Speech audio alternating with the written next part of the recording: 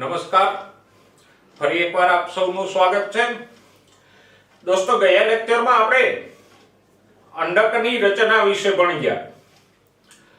આજે એનાથી આગળ જોઈએ કે અંડકની અંદર કેવી રીતે માદાજન્યુ જનકનો વિકાસ થાય અને કેવી રીતે એમાં માદાજન્યુનું નિર્માણ થાય. ફરી એકવાર આપણે અંડકની રચનાને જરા યાદ કરી લઈએ. તો અંડકનો આ ભાગ છે એને આપણે કીધો તો અંડનાળ, અને આ જે ભાગ છે એને આપણે કહી ગયા અંડક દેહ. અંડકની ફરતે બે અંડક આવરણો હોય, બાહ્ય અંડક આવરણ અને અંતઃ અંડક આવરણ. આ તરફનો જે છેડો છે એને આપણે કહીએ અંડક છિદ્રીય ધ્રુવ, અને અંડક છિદ્રથી વિરુદ્ધના છેડાને કહીશું અંડક તલ. સૌથી અગત્યનો ભાગ અહીંયા હોય તો આ વચ્ચેનો ભાગ, અંડક આવરણોની વચ્ચેનો જે ભાગ છે એને આપણે કીધો તો પ્રદેહ. અને આ પ્રદેહનો કોઈ એક કોષ છે, સામાન્ય રીતે અંડક છિદ્ર તરફનો કોઈ કોષ, એ જ મહાબીજાણુ માતૃકોષ તરીકે વિકાસ પામશે. તો આમ અંડકની વચ્ચે જે પ્રદેહ આવેલો હોય એ પ્રદેહનો કોઈ કોષ છે એ હવે મહાબીજાણુ માતૃકોષ એટલે કે મેગા સ્પોર મધર સેલ MMC તરીકે વિકાસ પામશે. તો જોઈએ આ મહાબીજાણુ માતૃકોષનો વિકાસ કેવી રીતે થાય છે અને એમાંથી આગળ માદાજન્યુની ઉત્પત્તિ કેવી રીતે થાય.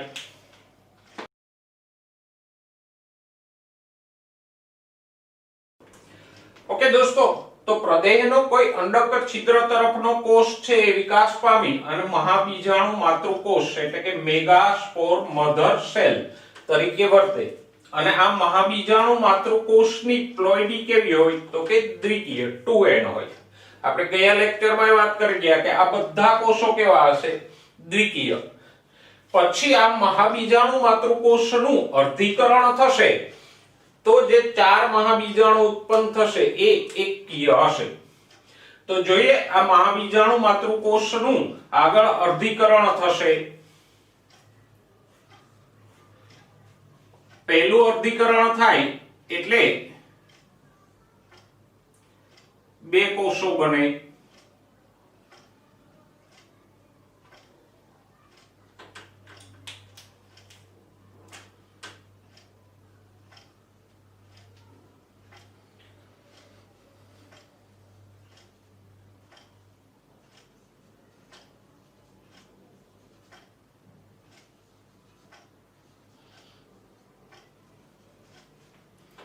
અને અર્ધીકરણનું બીજું વિભાજન થાય એટલે ફરીથી 2 ના 4 કોષો બનશે.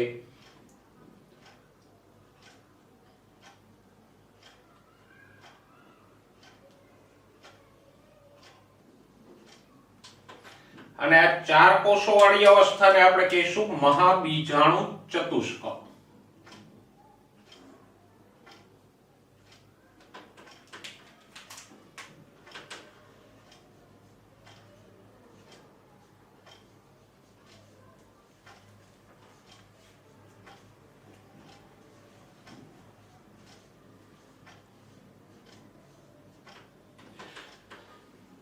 અને આ ચારેય મહાબીજાણુ છે એ અર્ધીકરણથી ઉત્પન્ન થયા છે એટલે હવે એ કેવા હશે, 2n ને બદલે n થઈ ગયા હશે.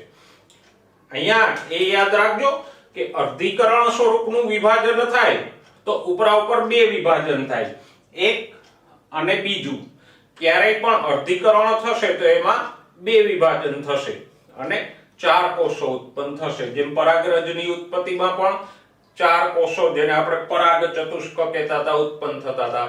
તો આમ અહીંયા પ્રદેહમાં ઉત્પન્ન થયેલા મહાબીજાણુ માતૃકોષનું અર્ધીકરણ થઈ અને અંડકની અંદર જ 4 મહાબીજાણુઓ ઉત્પન્ન થાય. તો હવે આ સ્થિતિને આપણે અહીંયા કલ્પના કરી શકીએ કે આ 4 મહાબીજાણુઓ ક્યાં ઉત્પન્ન થયા છે, પ્રદેહની અંદર. ભલે આપણે દોરેલા બાજુમાં છે છતાંય. તો આમ મહાબીજાણુ ચતુષ્ક સુધીનું નિર્માણ આપણે ગયા લેક્ચરમાં પણ ભણી ગયા. હવે એનાથી આગળ જઈએ કે આ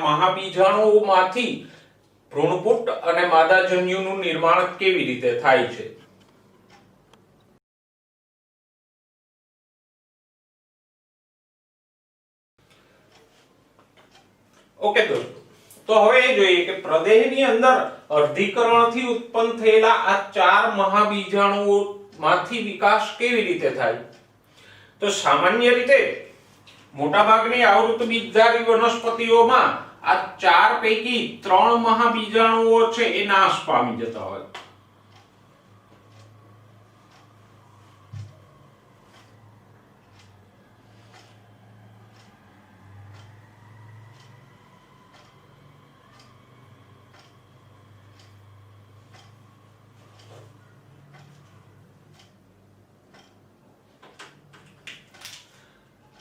આમ આ 3 મહાબીજાણુઓ છે એ નાશ પામી જાય અને ફક્ત એક જ મહાબીજાણુ સક્રિય રહે. અને એક જ મહાબીજાણુમાંથી માદાજન્યુજનકનો વિકાસ થાય. પહેલા આપણે એ વાત કરી લઈએ કે એ માદાજન્યુજનકનો વિકાસ કેવી રીતે થાય. તો કે આ એક સક્રિય મહાબીજાણુ છે.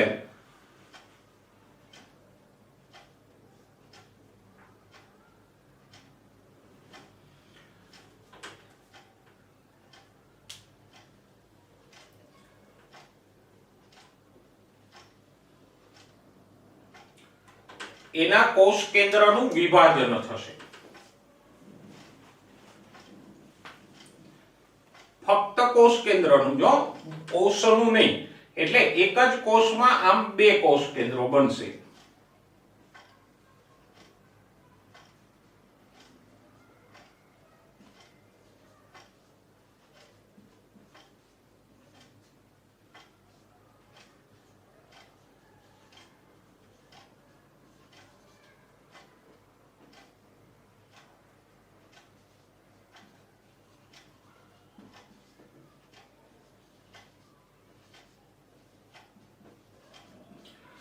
તો આમ દ્વિકોષ કેન્દ્રીય અવસ્થા બનશે. પછી એ દ્વિકોષ કેન્દ્રી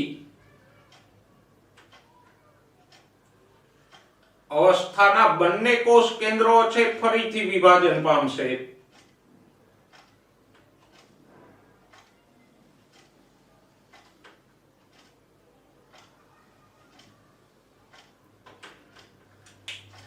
અને આ વિભાજનને પરિણામે કુલ 4 કોષ કેન્દ્રો બનશે.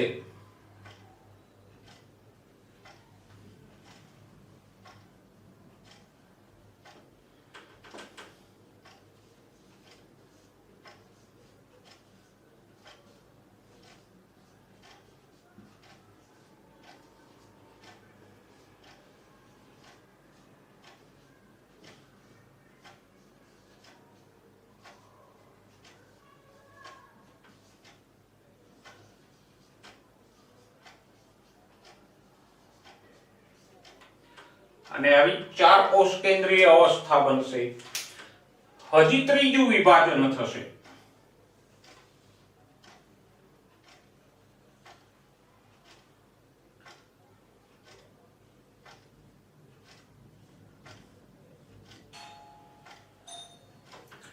અને ત્રીજા વિભાજનને પરિણામે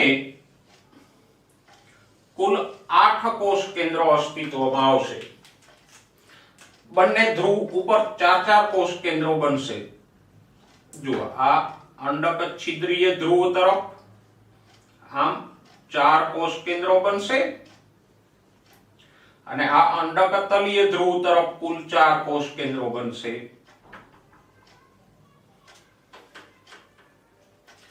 તો 3 વિભાજનને અંતે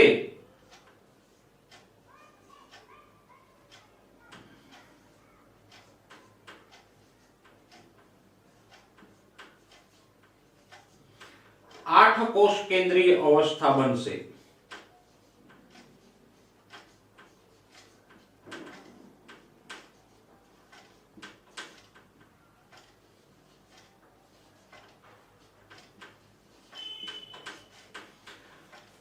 તો આમ જે એક મહાબીજાણુ સક્રિય રહ્યો તો એનું કોષ કેન્દ્ર 1, 2 અને 3 વખત સમૂહ વિભાજન પામી અને 8 કોષ કેન્દ્રીય અવસ્થા બનાવે.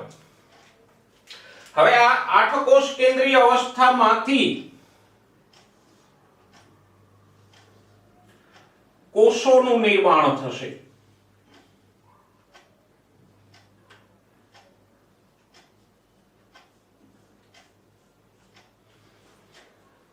અત્યાર સુધી ફક્ત કોષ કેન્દ્રોનું જ વિભાજન થયું હતું અને 8 કોષ કેન્દ્રો મુક્ત હતા. હવે એની ફરતે કોષોનું નિર્માણ થશે. કોષોનું નિર્માણ કેવી રીતે થાય?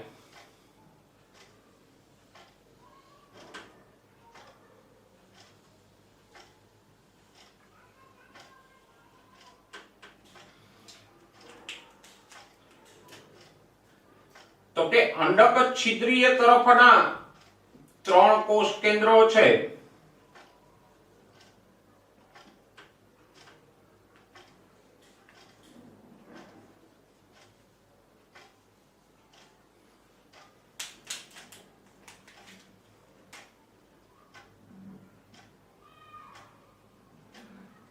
એ 3 ની ફરતે કોષ દિવાલ બને એટલે અંડક છિદ્ર તરફના છેડે આમ 3 કોષો બનશે.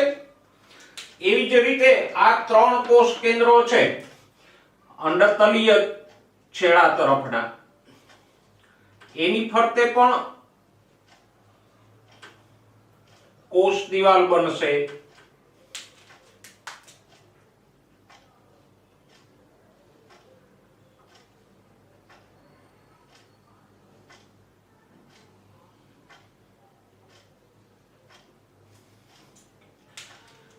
તો 3 કોષો અંડક છિદ્રીય છેડા તરફ બન્યા, 3 કોષો અંડતલીય છેડા તરફ બન્યા. વૈધા 2 ટોટલ 8 માંથી 1 2 3 4 5 6 કોષ કેન્દ્રની ફરતે કોષ દિવાલ બની ગઈ. 2 કોષ કેન્દ્રો બચ્યા. એનું શું થાય? તો કે એ 2 કોષ કેન્દ્રો અહીંયા મધ્યમાં જોડાઈ જશે. ઓકે, તો હવે આ જે રચના બની એને આપણે કહીશું ભ્રૂણપુટ્ટ.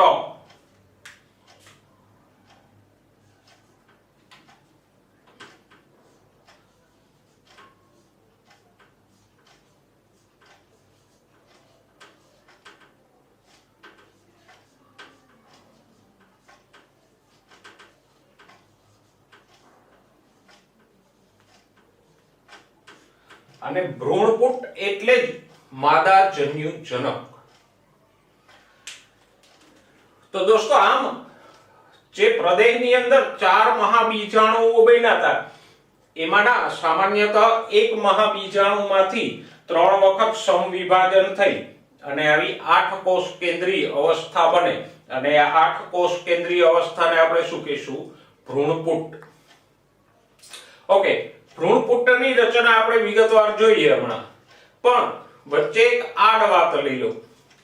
આપણે અહીંયા એ ભણ્યા કે 4 મહાબીજાણુઓ પૈકી એકમાંથી જ આગળનો વિકાસ થાય છે. એક સક્રિય રહે છે, બાકીના 3 નાશ પામી જાય છે. તો આવા વિકાસને શું કહેવાય? મોનોસ્પોરિક. મોનો એટલે એક અને સ્પોર એટલે બીજાણુ કે મહાબીજાણુ. તો જો એક જ મહાબીજાણુમાંથી ભ્રૂણપુટ્ટનો વિકાસ થતો હોય તો એને આપણે શું કહીશું? મોનોસ્પોરિક વિકાસ. ઘણી વનસ્પતિઓમાં એવું થાય કે 4 માંથી 2 મહાબીજાણુઓ નાશ પામી જાય અને 2 સક્રિય રહે, તો એને કહીશું બાયસ્પોરિક. અને ઘણી વનસ્પતિઓ એવી છે કે જેમાં 4 મહાબીજાણુઓ સક્રિય રહે અને એક જ વાર વિભાજન પામી અને 8 કોષ કેન્દ્રીય અવસ્થા ઉત્પન્ન કરે. તો આમ જો ભ્રૂણપુટ્ટના વિકાસમાં 4 મહાબીજાણુઓ ભાગ લેતા હોય તો એને કહીશું ટેટ્રાસ્પોરિક. તો આમ આવૃત બીજધારીમાં માદાજન્યુ જનક અથવા ભ્રૂણપુટ્ટનો વિકાસ છે 3 પ્રકારે થઈ શકે. એક જ મહાબીજાણુમાંથી માદાજન્યુ જનક વિકસતો હોય તો મોનોસ્પોરિક વિકાસ કહેવાય. 2 મહાબીજાણુઓમાંથી 2 વખત વિભાજન થઈ અને માદાજન્યુ જનક બનતો હોય તો બાયસ્પોરિક કહેવાય. અને 4 મહાબીજાણુઓનું એકવાર વિભાજન થઈ અને 8 કોષ કેન્દ્રીય માદાજન્યુ જનક બનતો હોય તો એને શું કહેવાય? ટેટ્રાસ્પોરિક ભ્રૂણ વિકાસ. દોસ્તો અહીંયા આપણે ડોક્ટર પંચાનન મહેશ્વરીને યાદ કરી લઈએ. ડોક્ટર પંચાનન મહેશ્વરી છે એમનું આવૃત બીજધારીની ભ્રૂણ વિદ્યામાં ઘણું બધું પ્રદાન છે અને આ જે પ્રકારો છે એ પણ એમની જ શોધ છે, મોનોસ્પોરિક, બાયસ્પોરિક કે ટેટ્રાસ્પોરિક વિકાસ. પણ હા, મોટાભાગની વનસ્પતિઓમાં મોનોસ્પોરિક વિકાસ જોવા મળે, એટલે કે એક જ મહાબીજાણુ સક્રિય રીતે 3 વખત વિભાજન પામી અને ભ્રૂણપુટનું નિર્માણ કરે. તો આ હતા ભ્રૂણપુટનો વિકાસ અને ભ્રૂણપુટ વિકાસના 3 પ્રકારો.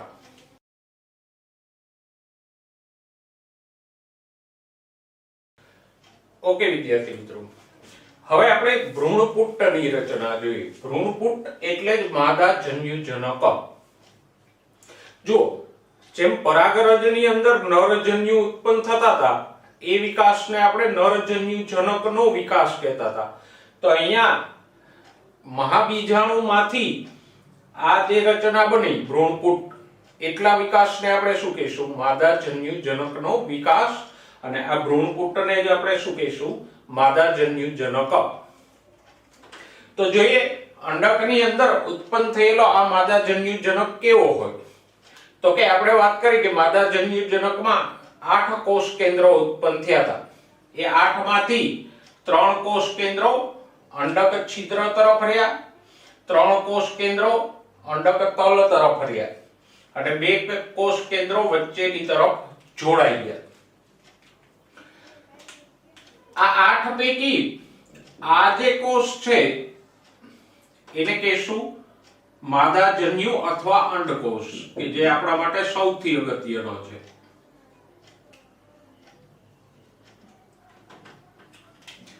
અને એની બાજુના બંને કોષો છે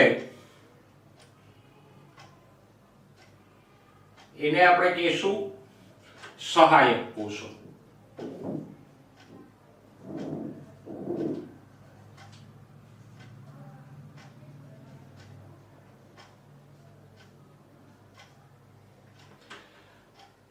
અને આ જે આખી રચના બની 3 કોષો વાળી, એ 3 કોષો વાળી રચનાને કહીશું અંડપ્રસાધન.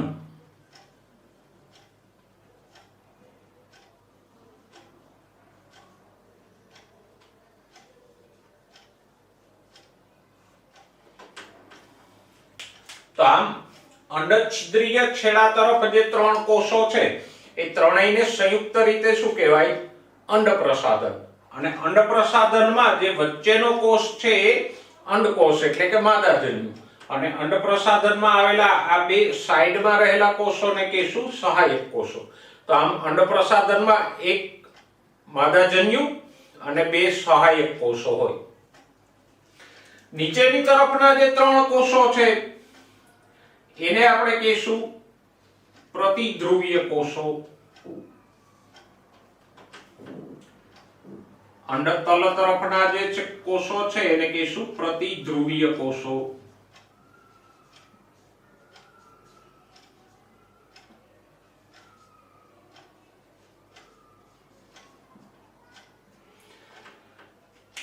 અને વચ્ચેનો જે કોષ છે મોટો એને કહીશું કેન્દ્રસ્થ કોષ.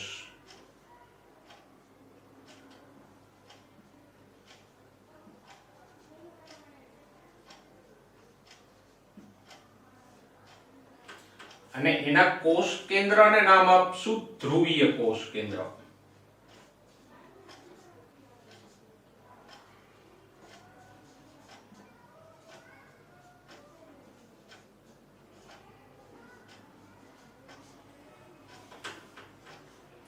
તો આમ ભ્રૂણપુટની રચનામાં અંડક છિદ્ર તરફના 3 કોષોને અંડપ્રસાધન કહેવાય. અંડપ્રસાધનમાં વચ્ચેનો જે કોષ છે એ અંડકોષ એટલે માદાજન્યુ, પાર્શ્વ બાજુના 2 કોષો એટલે સહાયક કોષો. અંડક તલ તરફના 3 કોષો છે એને કહીશું પ્રતિધ્રુવીય કોષો, અને મધ્યમાં જે મોટો કોષ છે એને કહીશું કેન્દ્રસ્થ કોષ. અને કેન્દ્રસ્થ કોષના કોષ કેન્દ્રને આપણે કહીશું ધ્રુવીય કોષ કેન્દ્ર. તો સરવાળે આપણે કહી શકીએ કે ભ્રૂણપુટ કે માદાજન્યુજનક કેવો છે? 7 કોષો અને 8 કોષ કેન્દ્રો વાળો છે.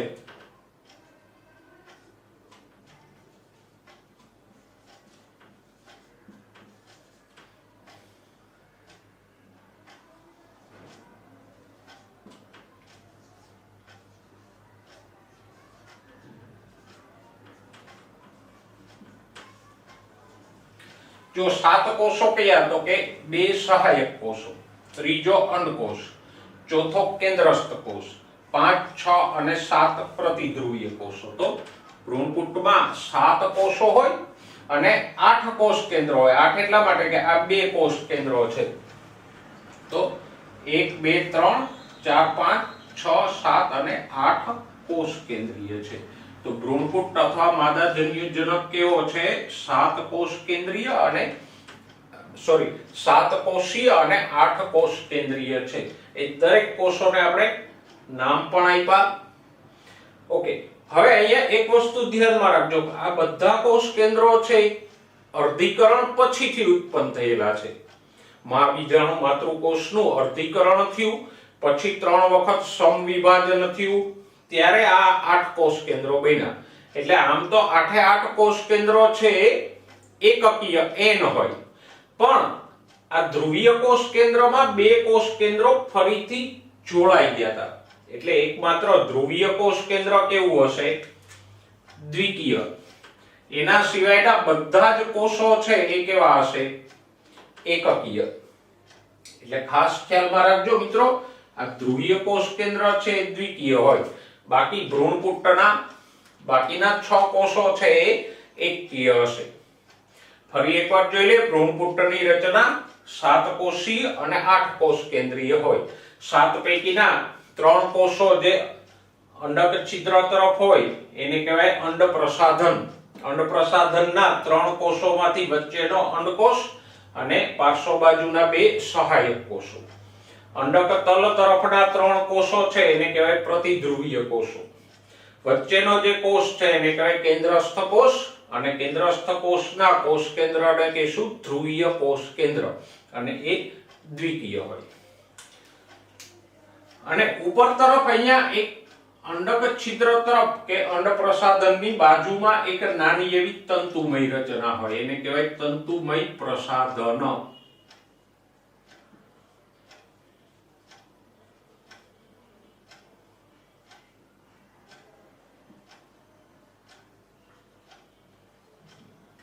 આ તંતુમય પ્રસાધન છે એ ફલન સમયે ઉપયોગી થશે. તો આ જે નાની સ્થૂલિત રચના હોય અંડકોષની બાજુમાં એને કહેશું તંતુમય પ્રસાધન. તો આટલી રચના હોય મિત્રો ભ્રૂણપુટની. ઓકે દોસ્તો, તો હવે અત્યાર સુધી આપણે જે ભણ્યા છીએ એ જોઈ લઈએ. ફરી એકવાર યાદ કરી લઈએ, આપણે ભણતા હતા પૂર્વ ફલન રચનાઓ અને ઘટનાઓ. અને પૂર્વ ફલનનો પહેલો તબક્કો જન્યુ જનન એટલે જન્યુઓની ઉત્પત્તિની વાત આપણે કરતા હતા. અને જન્યુ જનનમાં આપણે નરજન્યુની ઉત્પત્તિ અને માદાજન્યુની ઉત્પત્તિ જોઈ. નરજન્યુ કેવી રીતે ઉત્પન્ન થાય છે સપુષ્પ વનસ્પતિમાં? તો કે પુષ્પમાં પુકેસર હોય, પુકેસરમાં પરાગાશય હોય, પરાગાશયની અંદર 4 લઘુ બીજાણુ ધાનીઓ હતી.